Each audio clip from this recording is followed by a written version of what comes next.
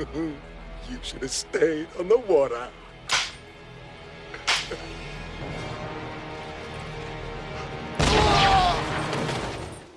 He died? And this is supposed to be a kid's movie.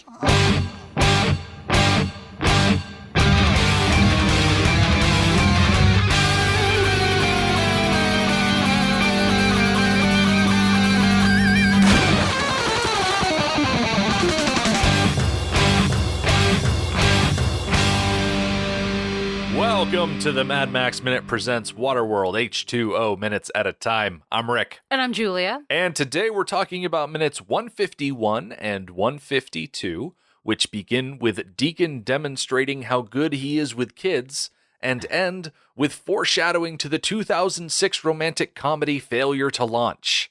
Our special guest this week is VFX artist Jamie Going. Hey, thanks for having me on, guys. I've been listening to your podcast since, I guess it was last year is when it was released, right? It's been going for a while now. I love it. I listen to it on my evening walks around the neighborhood. Great. You actually contacted us fairly early on in production. You are a self-professed Waterworld superfan. So where did this all start? Did it start way back in 1995 when the movie came out? Close. It was the year after. I never actually got to see this in the theater. I was 10 years old when it came out in the theater, and I remember it being there. I remember all the news stories about it being so expensive and everything, but for some reason, maybe I was just a little bit too young to be interested in seeing it in the theater, and I was more obsessed with watching Apollo 13 over and over and over in the theater. But the year afterward, when it came out on video, I had no, disinterest in seeing it. It just wasn't something that was on my radar, and my friend Kevin was like, you have to watch this. It's such a good movie. And he gave me a copy. And I remember he called me up when I was in the first 5 minutes of it. And he's like, are you watching it? Are you watching it? I said, yeah, he just drank his own pee. This is the best thing ever. So you ever see that show Pete and Pete on Nickelodeon? Mm-hmm. There's an episode where he finds his song. And the line is something like, sometimes you don't find the song finds you. And that's what happened with this movie. I never sought it out. It just sort of like, it came to me at the perfect age. 11 years old was the perfect age to watch this movie before I was uber critical of storylines and everything. I could just enjoy it for what it was, a summer blockbuster. That was also the same year that my family got a swimming pool. So if I wasn't in the water playing, I was watching Waterworld, and then I would get all the toys and play with my toys in the water. And I just totally fell in love with it and became aware of the fact that everybody else hated it. And, and I'm a very sympathetic person in general. So Waterworld felt like that kid on the playground who peed his pants once, and that's how everybody remembers him. Whereas if you took the time to get to know him, you would realize that yeah, he peed his pants once, but he has so many great qualities. So the people who hate on Waterworld so much, they conveniently forget that it's an Oscar-nominated film. Yeah. It was nominated for more Oscars than The Shining, The Searchers, one of John Ford's most iconic Westerns, American Psycho, The Big Lebowski. It was nominated for more Oscars than all of those. And maybe that has something to say about the quality of the Academy Awards, which I won't argue with that at all.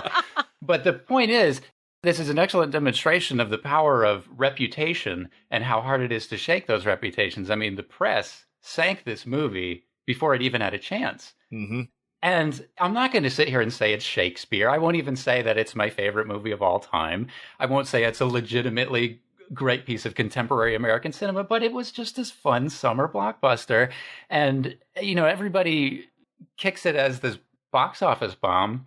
But if you look it up, the list of money out and money in, Waterworld is nowhere to be found on that list. It's all movies like The Lone Ranger and John Carter, all these movies that everybody forgot about, but everybody remembers Waterworld as being this big money sucker. And if you think about it as an intellectual property, it's probably made a fortune considering how many Universal theme parks have it as their stunt show centerpiece. Absolutely. Beijing right now, they're building another Universal Studios over there with different themed areas. So you've got like Transformers and Harry Potter and Waterworld. So they not only have the stunt show, they've expanded it out to like a Waterworld themed restaurant. This is 26 years after the movie came out. Oh, that is spectacular. That makes me so happy. It makes me so happy. And I've been following the construction updates. Somebody takes, I don't know if they're like bootleg cell phone pictures from behind the scenes, but they've been posting all these construction updates of like what the restaurant looks like and everything else in Universal too. So it's so cool to see that after this many years, it's still starting new chapters.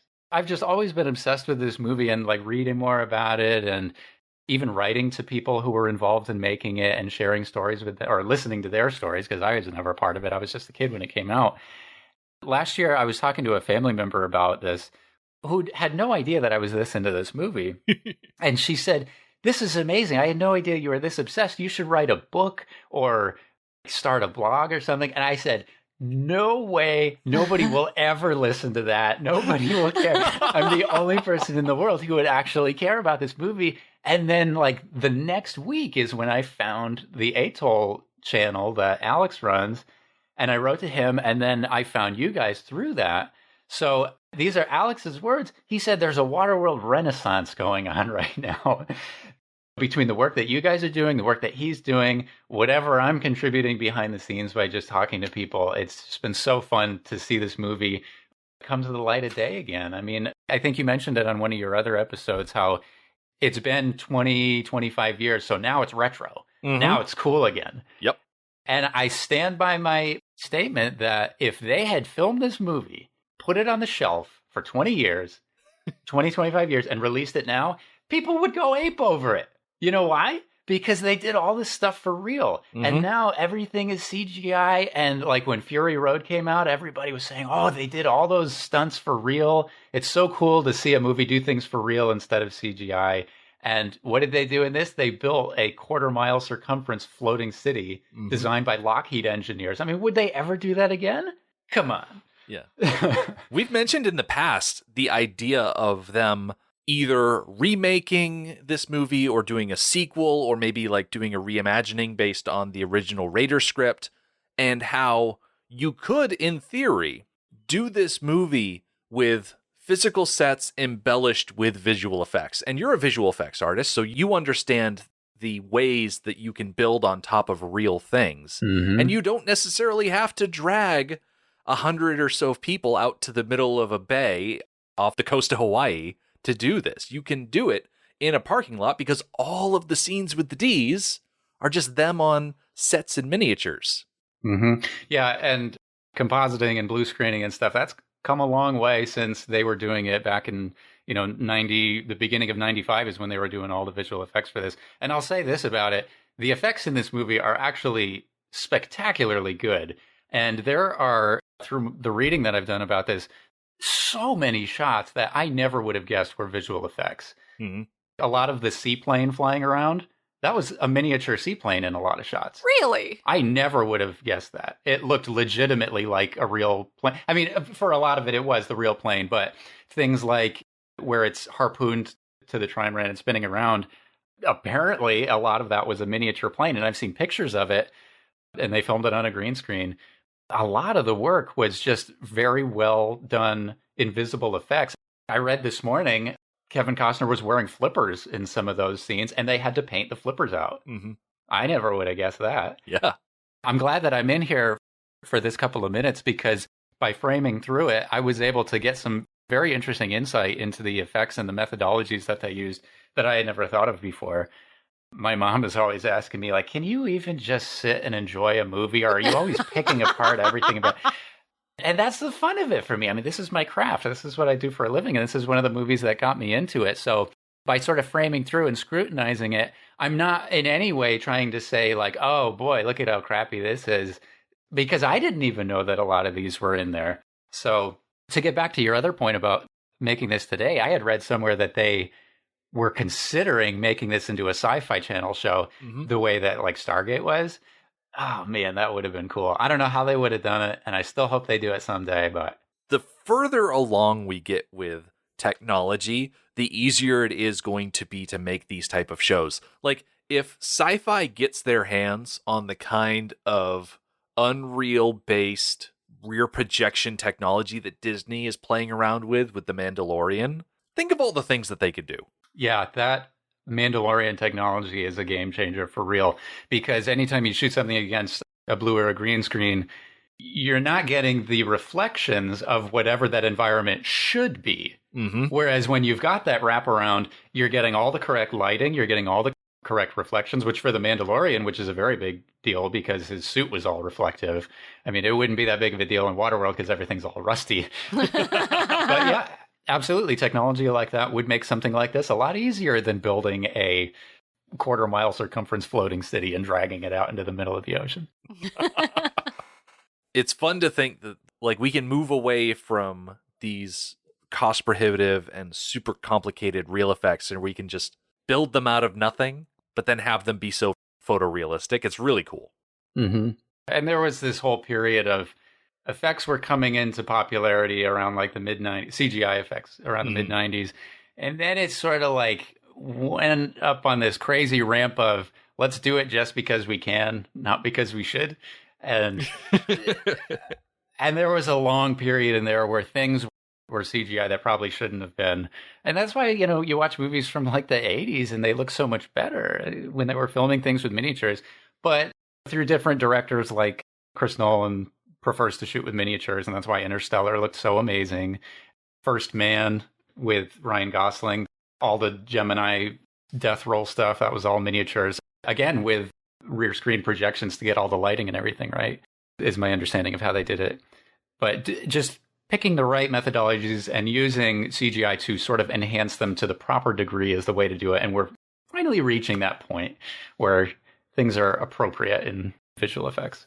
Right. There's a time and a place for all of these different methods. They are all useful in their own way. Mm-hmm. And the real skill is knowing when to use what. Absolutely. As we go through the minutes, I'll be able to point out some of those things that I discovered by framing through and scrutinizing it. And again, it's not to say like, oh, they did a terrible job. It's just, oh, that's really interesting. This must have been how they did it because of what I'm seeing. And that makes it an even richer experience for me and hopefully for all of you too. Getting into the clip that we're watching today, we start off with the Deacon. He has Enola slung over his shoulder and he is carrying her, kicking and screaming. The way that the Deacon is able to so quickly get his hands on Enola is different from the way it's in the book. Enola in the book is a bit smarter. When the ship starts exploding, she books it out of there. She tries to escape, and the Deacon has to spend some time before he can catch up to her.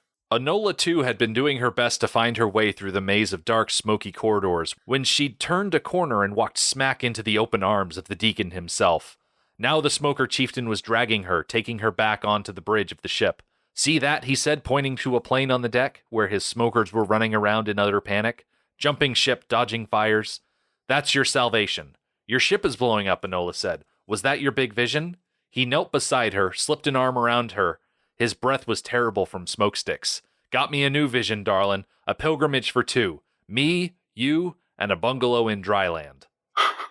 I'm going to stop there because the rest of that section really alters the way you look at the Deacon, because what he suggests in the following paragraphs are that he is going to take Enola in the plane to dryland, and they are going to start their own little society together. Okay, ew. Yeah, exactly.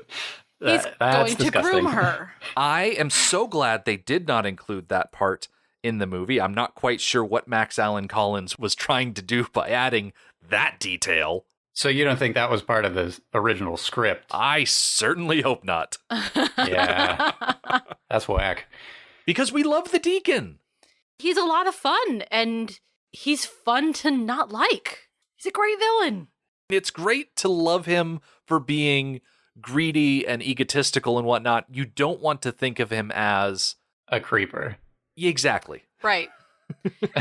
There are some sins that are okay socially for us to be entertained by, to appreciate, and then there are sins that are not. So let's stay in category A. Mm-hmm. You can respect George Clooney for wanting to rob a casino in Ocean's 11. You can get behind somebody doing something bad if their intentions are somehow good, but their way of doing it is distorted. But have you ever seen a movie where something like what was suggested in the book is tried to be passed off as okay? Yeah.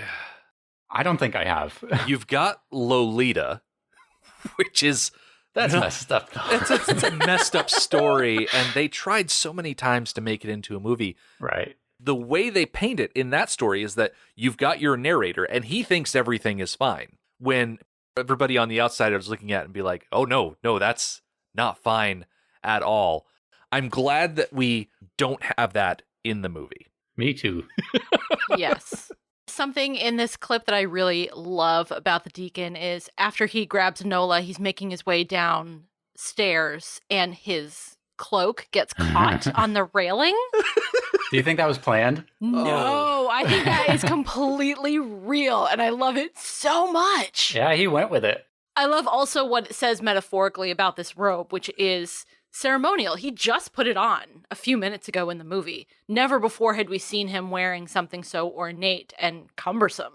So I enjoy the metaphor of this. He's putting on this image for the people, but ultimately it gets in the way of his own salvation. Right. What do you think that cloak was made out of, by the way? Or what was it intended to look like it had been made out of? Because it has all those holes in it. It almost looks like a rubber mat for like an industrial kitchen or something. Yeah, I'm wondering if it's maybe bits of tire. Anything made out of rubber may not be, structurally sound anymore, but it still is there. Yeah. But you can flaunt it. It looks like something you'd find on the floor of a kitchen, though. Yeah. An anti-slip mat. Yeah. I'm sure there is some sort of thing you could get into where the coat represents the responsibility of his office, and here he is trying to flee, and it's trying to hold him back, saying, no, you have to stay with the ship. You're the captain. Go down with the ship. And he's fighting, saying, no. The captain is the last person off the ship. Supposed to be. And that concept never even crosses his mind of the captain goes down with the ship. That detail about leadership and captainship looks like it might not have lasted. He doesn't even know about that concept of going down with the ship and the captain's rightful place. Right. You never hear talk about that when you're watching golf tournaments. You never have the commentators be like, and he's going for the putt on the 9th hole green. It's like they say, a captain always goes down with his ship. And his first duty is to his men. Like, you don't hear that. Maybe you should. I don't know. I don't watch golf. I have a question. Where's Jack Black in all of this, and why isn't he trying to escape since he actually... Uh-oh, are you getting your book out? I am glad you asked, Jamie. Because the book outlines exactly where Jack Black is during all of this, and you're probably not going to like it. As I mentioned earlier, in the book, Enola ran away when the explosion started, and the Deacon had to chase after her. So we're catching up with the Deacon as he's trying to find Enola. The Deacon was fleeing down a corridor, the floor beneath him shaking. He could hear distant explosions, but each one seemed closer. His whole ship was shuddering with repeated blasts. He almost bumped into his faithful pilot, his eyes wild, his battered pilot's cap on crooked, his breath heaving. The Deacon caught him by the arm. Now where are you off to? Deacon, this tub is exploding. We gotta get out of here. We? I take it you're issuing an invitation? The pilot nodded frantically. There's room for 2. The Deacon nodded, said, and only 2, and withdrew a pistol from under his flowing robes and shot the pilot point blank. An explosion below seemed to echo the gunshot as the pilot dropped, open-eyed, open-mouthed, to the metal floor. The Deacon kicked the corpse aside and moved on. Oh my goodness. Yikes. It's way more cruel in the book than is translated to the screen. Yeah. That would have been an interesting addition. I know, right? And it would have fit in perfectly right about here. Even if he already had Enola captured and was heading down to the plane anyways. If he had run into Jack Black, they had that quick conversation, and he shot him, that would have been an interesting addition. Not a necessary one. Right. But a good excuse to get Jack Black on the screen again. Yeah. He just sort of disappeared. Yeah. I mean, you would think he would want to be right there with his seaplane. You could imagine him sitting in the pilot's seat, the plane spinning up, getting ready to go, just waiting for the Deacon to arrive. Deacon gets there, pulls out his gun, shoots Jack Black. Jack Black falls out the driver's side, and Deacon just gets right up in that seat. Right, and he still gets to say the line to Enola, you don't know how to fly the plane, but it's a good thing I do. Yep. So he'd still get to use that line. Do you think he actually does? No, he doesn't know how to fly it. It's explained in the book that he is one of 2 people on the boat that know how to fly the plane, which is incredibly convenient. That's interesting. Not to jump too far ahead, because we will get there, but he obviously doesn't know what he's doing in the movie. He seems to be pressing buttons at random. Yeah. We're going to catch up with the mariner. He is rounding a corner and heading up towards the bridge. I love the shot of him in the stairwell leading up to the bridge because there is a lovely bit of Star Trek acting. He throws himself against one wall and throws himself against the other one. I thought about that while I was watching this. Like, it looks like the entire 1,000-foot-long oil tanker just listed to the side by 45 degrees as if it was made out of cardboard or something. I mean, I know that there's a lot of explosions going on, and this seemed a little bit much, but nice done, Kevin Costner. Yeah. When we're outside and we can actually see the ship more or less as a whole, it's barely moving. It's not rocking back and forth. Yeah. That's the plus side of these gigantic boats, is that it takes a lot to shift them in the water. Mm-hmm. However much or little rocking there is happening on this ship, once we cut outside to where the Deacon is running up to the plane, as we mentioned before, a great opportunity where he could have dispatched with the pilot, but the flames that are rocketing up from the deck of this ship are incredible because it's as if there are flamethrowers below the deck, sending these huge plumes of fire up from below. It's a bit crazy, but no less impressive. Yeah, this was the movie that made me wonder what would happen if you actually threw a road flare into an oil tanker. Would it? I imagine that there are areas that are under higher pressure, but would something like crude oil be able to explode with that much force?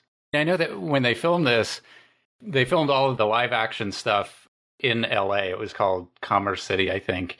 They had built a 600-foot long section with forced perspective, so the stern and the bow were a little bit smaller so that if you were filming it from the end, it would look like it was actually 1,000 feet. Mm-hmm. And because they filmed it close to LA, there were a lot of restrictions on black smoke. Like, they couldn't use it. So all the flames that they had on set were done using propane, which would just be a very clean flame that wouldn't emit any smoke. And then all the smoke effects were added in later. Those were all filmed out in the Mojave Desert, where they filmed the miniature Ds. But yeah, that is a pretty cool shot where you got those 3 pillars of brilliant flame and then the camera shakes. Mm-hmm. And as we move up to a higher vantage point with the mariner finally getting out onto that platform outside the bridge, I imagine that most of the shot that we're looking at here with him in front of the microphone is all composite. Yeah, and this is actually an interesting shot that I wanted to talk about, something that I noticed. If you kind of frame through it, you can see that curtain of beads is, instead of being like independent strands of beads, it looks like they've grouped about 6 or 7 of the strands together with tape or something, so that it's, instead of a whole bunch of individual strands, it's just a couple of ribbons.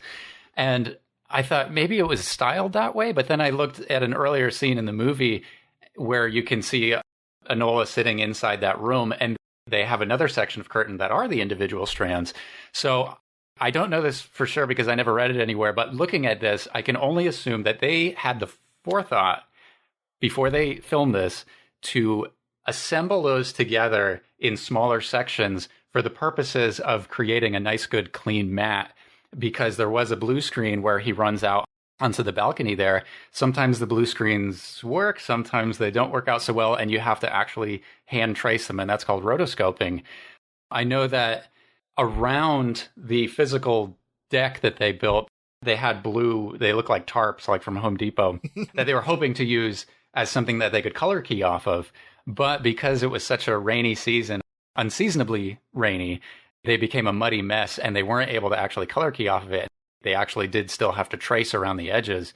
And I'm wondering if they had to do the same thing with these like ribbon shapes of the beads hanging in the doorway. And as you frame through it, you can kind of like even see some of the background through it that was there on the actual set and not the water behind it. I'm not trying to nitpick it, but it's interesting that they knew ahead of time this is going to be a problem if we have to like rotoscope every single individual strand of pearls as they're like flying through the air. And then I don't know if you guys had talked yet about the CGI water. So I mentioned in an earlier episode that Waterworld did it, and they did it well enough that it bolstered other people in the future to do it. It was a big deal, and they had filmed some plates of real water, and then for some reason decided to go with CGI water as well. But the water, it's a cool story because the algorithms and stuff that they had written to simulate the water, it didn't come from a visual effects studio. It actually came from like an engineering firm called Arete, I think is how it's pronounced, or Arete. They were doing more like governmental work, ocean engineering stuff. But it was realized that they could take that software and then light it in a certain way and then use it for the sake of visual effects. And that's what they did for this. And yeah, for 1995, that looks really good. I'm sure back in 1995, you didn't have anywhere near as sophisticated as the programs that you're able to use in the industry today. Yeah, now it's like you click two buttons. Make ocean. But, and I'm not joking when I say that, but in some programs, doing visual effects for a movie in the 90s was prohibitively expensive. I think it was like $35,000 a shot on average. I mean, some were obviously more complicated than others, like the whale fin popping out. I mean, who knows how long it took to do that. And especially with a shot like this, there's a lot of elements going on. You've got the foreground element, and then you've got the CGI water. I don't know if the sky is CGI as well, but then you've got all of those smoke elements that had to be added on and put behind Kevin Costner and all of his blonde hair that's floating around. Again, if you kind of frame through it, you can see some kind of fuzzy matte lines, which it wouldn't really fly nowadays, but back then, you know, it was okay. And honestly, when you're watching it in motion, it's hard to tell anyway. So they did a really great job with all these effects. This was a perfect example of, I mean, yeah, it's CGI water, but they combined a lot of photographic things together to produce something that looks like it was filmed out of a camera. So then the shot after that, where he runs out on the balcony, you can probably notice that the quality of it looks different. The flames have these like purple fringes on them, and it almost looks like it was filmed on video. Yeah. This is one of a couple of shots in this section of 2 minutes that were not in the theatrical cut. These were in the TV version that were ultimately put into the Ulysses cut. And I don't know if these were effects that were done temporarily back when they actually made the movie, or if they were done for the TV version. In either case, they just didn't have the budget to do them to the same caliber that the other shots were. So that's why when you look at it, you notice that it looks a little bit weird and different. And I understand why they cut this sequence out, because it doesn't really add much. He's just running around looking, you know. If you're looking at it carefully, you can actually see there's a bit of a black outline around the edge of the bridge house and the speaker that's attached to the corner there, and it just looks a little cartoony. Black outlines were a common thing with the older blue screen stuff. Like, you go back and look at Empire Strikes Back and even those movies, and for as amazing as of a job as they did, like any old blue screens, they typically have that little bit of black fringe around it. Those are the kinds of things that have gone away when computers took over, because it used to all be done with optical printing machines. I love watching those old how-to videos where they say, okay, well, here's the plate of the ship and here's the plate of the background, and we just go in and we cut out that and we layer it together, and I'm like, oh geez. It's so much work. Yeah, the technology of how they used to do it analog is really magical stuff. I mean, like filming it with a yellow filter so that they get a black and white image against a blue screen. It's like, how did they ever figure out how to do this stuff? Now it's all in a computer, so it's easy peasy, right? The mariner here at the top of the bridge, he's obviously upset that he has not found Enola, because this is the last place he saw her. We stumble upon arguably one of my least favorite parts of this movie, because it just disappoints me so much. The Nord comes through the beaded curtain, pointing a gun at the mariner, says, oh, you should have stayed on the water. And the Nord pulls the trigger, the gun clicks, and suddenly the Nord realizes that he is at the mercy of the mariner, who turns on him, points his shotgun, blows him away, and that's the last thing we see of the Nord. Their final confrontation is not too much different in the book. He was just about to aim the weapon down towards the deck when he heard a voice behind him. You should have bought me that drink, dirt man. The mariner turned, and there he was, the Nord, long blonde hair dripping with blood, his face streaked scarlet and smudged with soot, his eyes glittering maniacally, his grin as self-satisfied as it was deranged.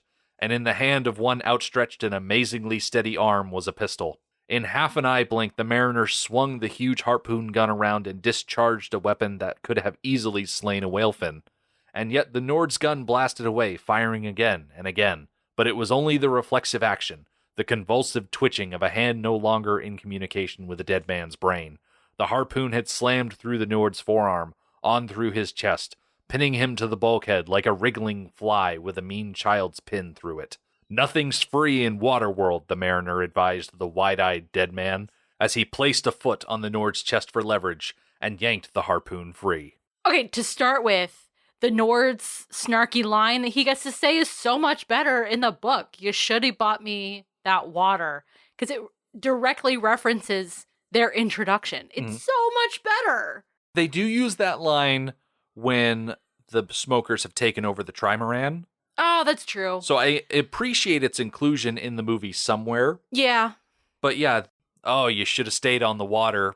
I mean, yeah, I guess that works as a line. Yeah, it's kind of a letdown. The other line was much better, and it would have been better placed here. Yeah. But what mostly disappoints me about this interaction, and I mentioned this in past episodes, is that the Nord represents to me the heavy, the second in command, the guy that is physically on par with the mariner. He is the Clarence Boddicker to the Deacon's Dick Jones, and I wanted so much for the mariner and the Nord to have a knockdown, drag-out fight where the two of them battle. Not just a situation where the mariner, he swings over the car and he causes the Nord to crash or something like that. I wanted something more. And the more I thought about it, the more I figured if you wanted to include a fight, you could have the mariner when he comes across the deck and Deacon sees him, why aren't you rowing? You can have the Deacon send the Nord down to the deck. And then the two of them can fight because there's no time constraint at this point. The mariner hadn't dropped the flare yet, and so you could have the two of them punching, kicking, shooting, using their environment, all this stuff. And as soon as the mariner defeats the Nord, he can turn to Deacon and be like, hey, I've beaten your guy. Give me what I want. And then the Deacon can be like, no, I'm not giving her up, and drop the flare, go on as normal. But to do the Nord dirty like this really cuts me. I wanted so much more for him. Am I alone in this? No, I agree. I think having him lose solely because his gun jammed is, a little disappointing, a little cheap for him. At least in the book, it's a pretty simple demise. It's no knockdown, drag out fight, but at least his gun worked. This was a moment between two functional people with functional weapons, and the better man won out. The better man was faster, and therefore the Nord died. In the movie, if the Nord's gun hadn't jammed, the mariner would be dead. Mm-hmm. Yeah, having a gun jam is a coincidence. And in screenwriting, you can have coincidences get characters into trouble, but you can't rely on coincidences to get them out of trouble. That's cheating. It's a surprisingly common thing, though, to see somebody's gun jam right at a moment like this. There are so many movies that do this. It's not like this is the only one. But yeah, I agree. To have him come back and then it's just like, oh, my gun doesn't work. And then that's it. He's gone. Yeah, I'm with you. Hashtag justice for Nord. I don't think that's going to catch on. I don't think so. Yeah. You can try, though. Maybe he survives and comes back in the sequel. Oof. It would be a miracle. He was wearing a bulletproof vest. What, you couldn't survive a shotgun shell to the chest at point blank? Shotgun blast, car crash, survive drowning as the ship goes down. He's Nordic. He's built to last. Exactly. His bloodline comes from the fjords of the frozen north. He's built from strong stuff. So the Deacon, meanwhile, is down in the plane, and as we mentioned before, he seems to be pulling knobs and pressing buttons in what appears to be a random manner. But according to the book, he knows what he's doing. Okay. I think we kind of have to assume that because he gets the plane moving in a timely manner. Mm-hmm. Like, it's gonna work for him. So I guess we just kind of have to trust that he at least knows how to get it up in the air.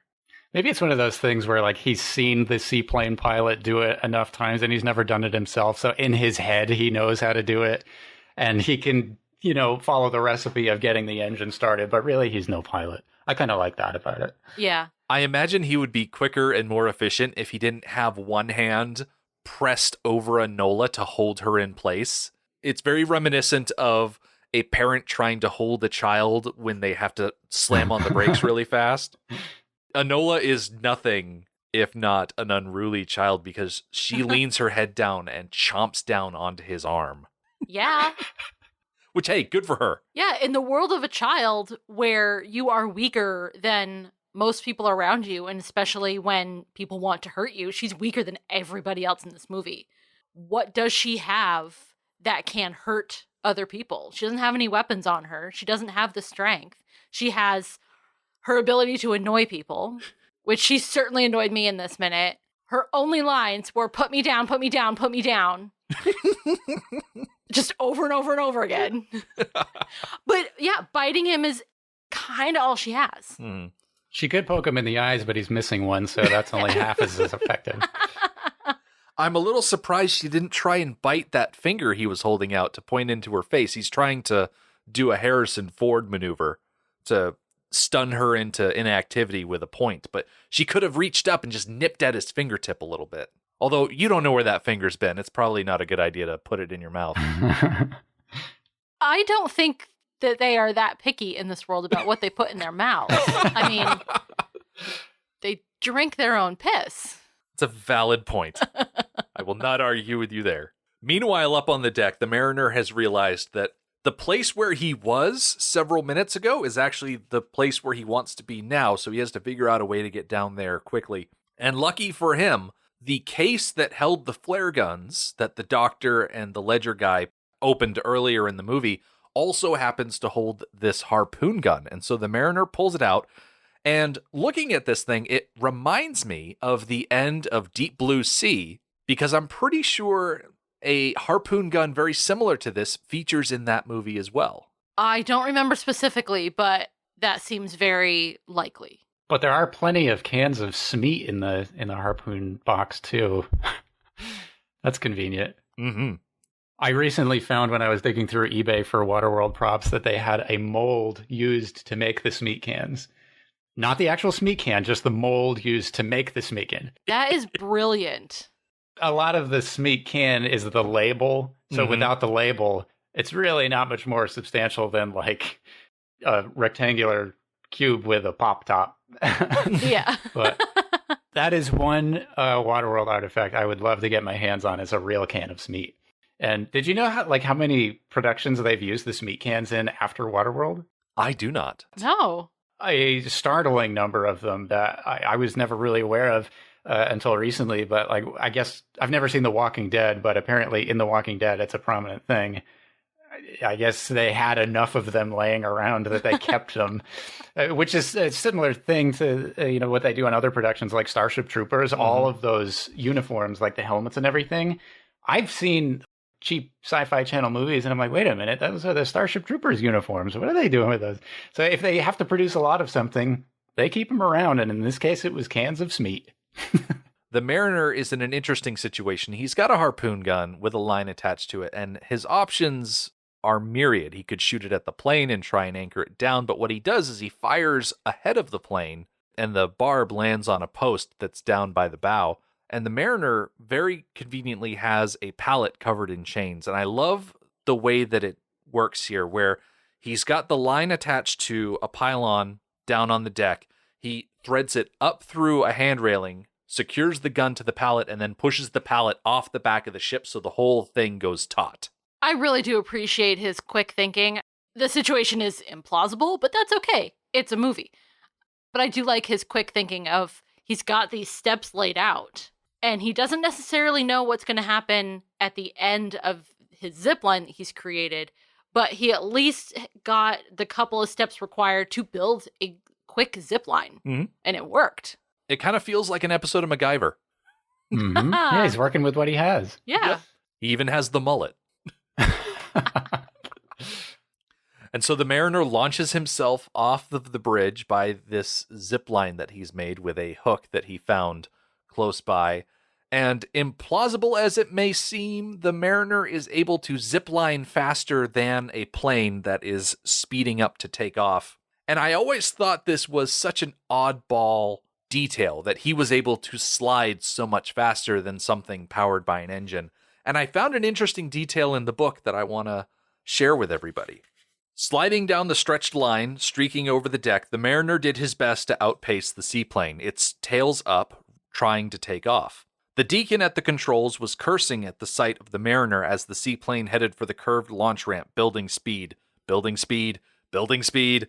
But then the plane began slowing down, as if its wheels were caught in mud. The mariner grinned as he coasted along his line. The scalding deck was melting the rubber of the plane tires. Interesting, yeah. I like that. Julia, you seemed a little stunned by that. That circumstance does remind me a little bit of what we just talked about a few minutes ago about coincidence solving your problems.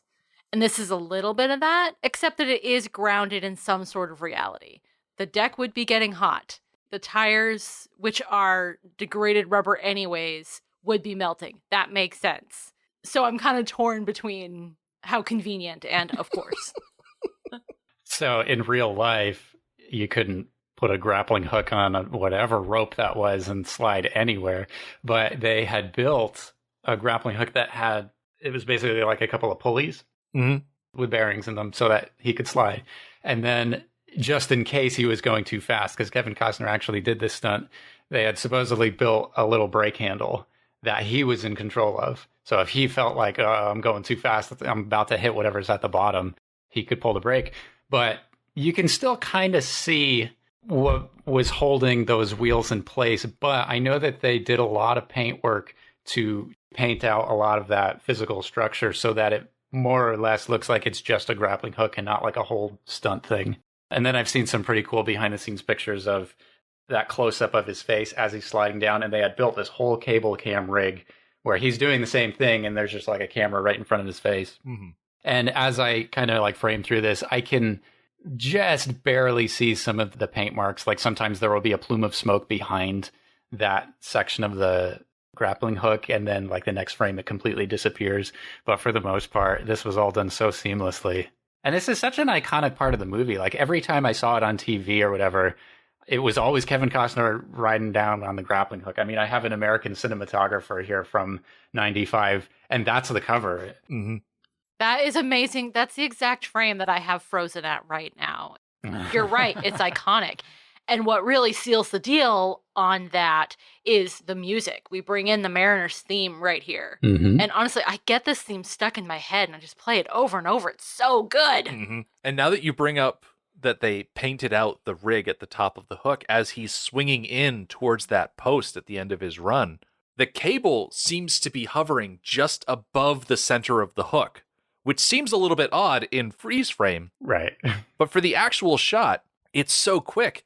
And the way they cut it so that he bounces off of the zip line and then suddenly has the hook in his hands once they close up on the cable on the ground, you don't sit there and say, hey, wait a second. Oh, yeah, that is the same grappling hook. But they never show him taking it off. Yep. Oh. There's a moment when the Deacon is getting ready to take off. He's looking pretty good. And then the Mariner's starting to slide past him. The Deacon looks over at the Mariner with this expression of confused delight. Like, what the Sam Hill? Right. Like, he doesn't hate what he's seeing. He's more amazed by it. Yeah, like, this guy should be playing on my team. Yeah. That should be my number 2. Not the Nord. He's dead. In the next shot here, after he pulls up to lift the plane off, but then the next shot where he's running towards the plane as it's taking off over him, this is another one of those shots that was so well done that I never even stopped to think, is this an effect shot or how did they do this or whatever? Because they're not going to actually take a plane off over their main actor. Right. But it doesn't look CGI. It doesn't even look like a miniature as far as I can tell. It looks like they shot a plane taking off on a runway, miraculously, with a similar enough camera movement to match this handheld movement of him running towards it, which is not easy to do.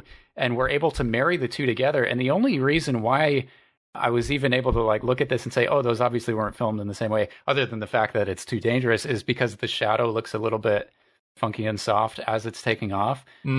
But this is one of those shots that's so well done. And I love how much the bridge is exploding in the background. There's so many layers to this. Right. The more you think of it, the more impressive it gets.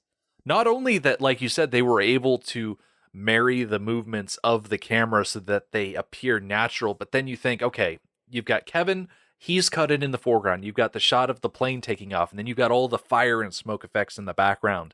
There are so many cool things in this movie. Yeah, it's bananas. And it goes by so fast and it's so seamless that people don't really appreciate it because it's what's called an invisible effect. Something like the whale fin shark that comes out of the water. Obviously, that's a visual effect because those things don't exist in real life. But there are so many effects that go unnoticed. And that's a good thing because you don't want the audience to know that you did anything there. You want it to be completely seamless. But at the same time, it's like people don't even know that you did anything. The next shot after this, there's a great portion of the behind the scenes feature that came on the Blu-ray. They could have just had a close-up of the grappling hook hitting the pontoons, but they thought this would be so much cooler if you get the angle that you see in the movie. And the way that they did it is they had to get something called a Titan rig, which is this very, very heavy camera crane that I think was mounted on some kind of a truck. But the deck that they had built out of plywood for the Ds wasn't strong enough to sustain the weight of that. So for this one shot, they had to reinforce the deck with, like, I don't know how many more layers of plywood to be able to hold that amount of weight. And then they put the camera on it and then put just the pontoon structure and had it drive down the deck and then had him jump up and nail it perfectly. And I was even starting to question if the grappling hook was CG, but I think that was a physical thing. And I'm so glad that they put in the effort for this shot, which is less than 1 second. I actually counted the frames that go into this, but it makes it so much more interesting and dynamic than just a close-up of the grappling hook. By my count, it's only 3/4 of a second. And how many days or whatever did it take to reinforce the deck, set that whole thing up, choreograph it? And how many takes? That just goes back to my point about, I mean, yeah, the story had its problems, but there was so much effort into all these aspects of the craft that are fantastic.